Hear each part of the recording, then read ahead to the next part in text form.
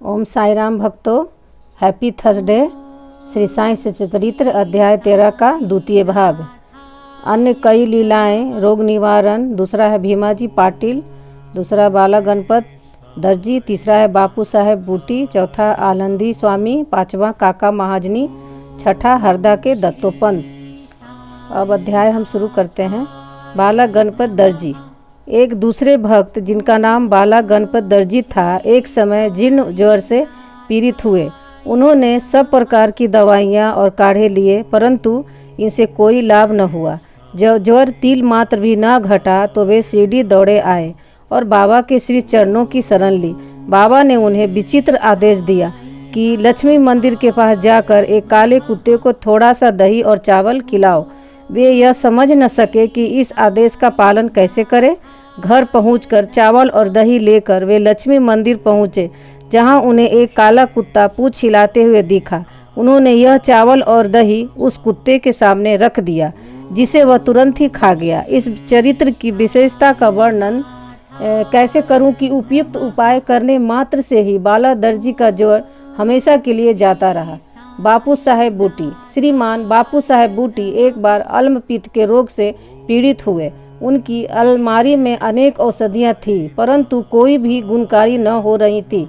बापू साहब अल्पपित्त के कारण अति दुर्बल हो गए और उनकी स्थिति इतनी गंभीर हो गई कि वे अब मस्जिद में जाकर बाबा के दर्शन करने में भी असमर्थ थे।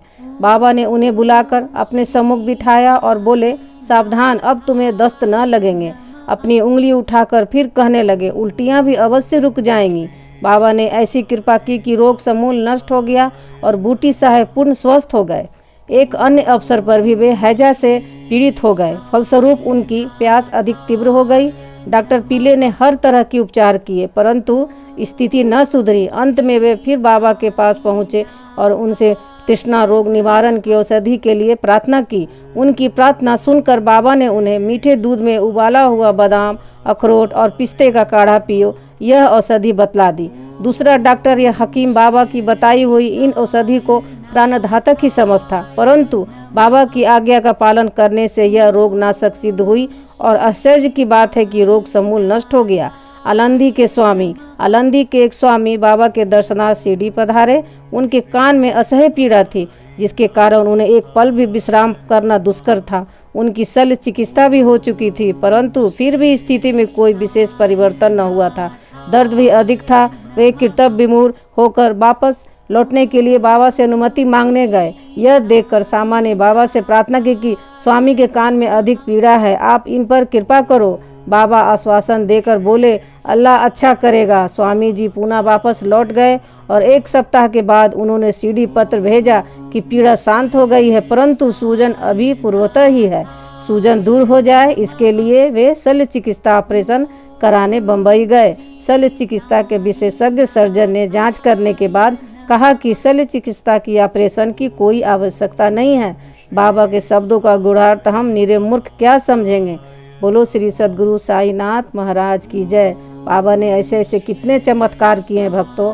आप अगर साईं चरित्र पढ़ेंगे तो आपको धीरे धीरे सब कुछ जानकारी हो जाएगा और आपको बहुत ही आनंद महसूस होगा।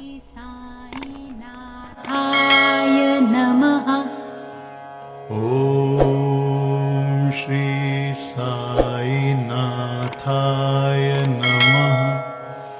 ओम श्री साई नाथ।